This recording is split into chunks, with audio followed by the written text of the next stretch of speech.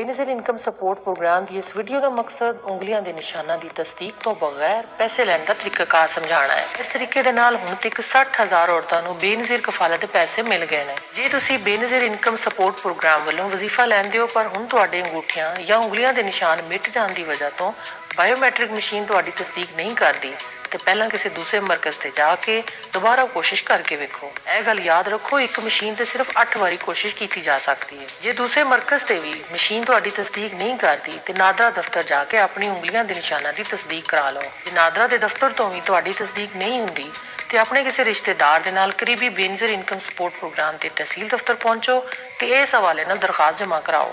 Benazir income support programme ਦਾ ਅਫਸਰ ਆਪਣੀ ਨਿਗਰਾਨੀ ਵਿੱਚ ਉਂਗਲੀਆਂ ਦੇ ਨਿਸ਼ਾਨਾਂ ਦੀ ਤਸਦੀਕ ਤੋਂ ਬਗੈਰ ਅਦਾਇਗੀ ਕਰਨ ਦਾ ਫਾਰਮ ਪੁਰ ਕਰੇਗਾ। ਕਾਗਜ਼ਾਤ ਦੀ ਤਸਦੀਕ ਤੋਂ ਬਾਅਦ ਸਾਡੇ ਨੰਬਰ 8171 ਤੋਂ ਤੁਹਾਨੂੰ ਦਰਖਾਸਤ ਮਨਜ਼ੂਰੀ ਦੀ ਕਾਲ ਜਾਂ SMS ਭੇਜਿਆ ਜਾਵੇਗਾ।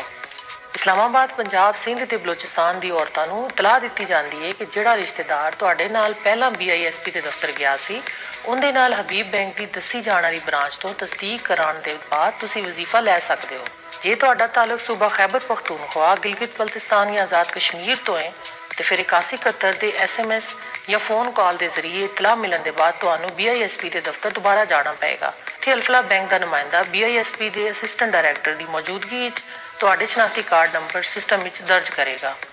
ਇਸ ਤਸਦੀਕ ਦੇ ਬਾਅਦ ਤੁਹਾਡੇ ਰਜਿਸਟਰਡ ਮੋਬਾਈਲ ਨੰਬਰ ਤੇ ਇੱਕ ਕੋਡ ਆਏਗਾ। ਇਸ ਕੋਡ ਦਾ ਦੂਜਾ ਹਿੱਸਾ BISP ਦੇ ਅਸਿਸਟੈਂਟ ਡਾਇਰੈਕਟਰ ਦੇ ਮੋਬਾਈਲ ਤੇ ਵੀ ਆਏਗਾ।